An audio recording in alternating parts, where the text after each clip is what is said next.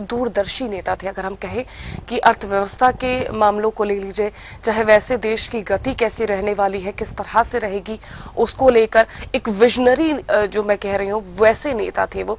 और ये दर्शाता है कि उन्हें पता था कि कहां पर क्या फैसला जरूरी है, इसलिए उन्होंने मोनेटाइजेशन को लेकर भी विरोध जताया था। उन्होंने जब 500 के नोट बंद हो रहे थे तो मनमोहन सिंह सामने आए थे और उन्होंने कहा था कि ये गलत है।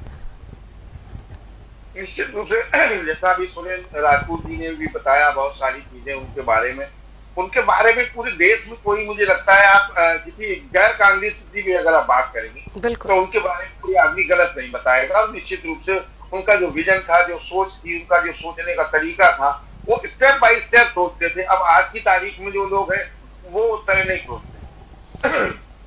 अब सोचने का लोगों का नजरिया और तरीका बदल गया है निश्चित रूप से, कि वो इस चीज को अगर लगा, जिस तरह से हम और आप देखते हैं पेड़ लगाया जाता है, उसमें कितना बड़ा होगा, फिर फल आएगा, फिर सारी चीजें, इस तरह से उन्होंने देश की अर्थव्यवस्था को देखा और चलाया वित्त मंत्री के रूप में, और चाहे वो प्रधानमंत्री के रूप में हो।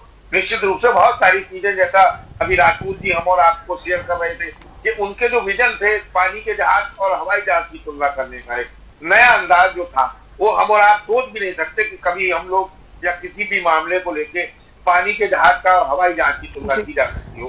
तो बहुत सारी चीजें, क्योंकि नींव जब मजबूत होगी हमारी, तभी देश की अर्थव्यवस्था बिल्कुल अच्छी होगी। दिनेश जी, नीरज जी, मैं आपके पास लौटूंगी। दिनेश शर्मा जी हमारे साथ राज्यसभा सांसद हैं, वो भी जुड़ गए हैं, वो पूर्व डिप्टी सीएम भी रहे हैं। दिनेश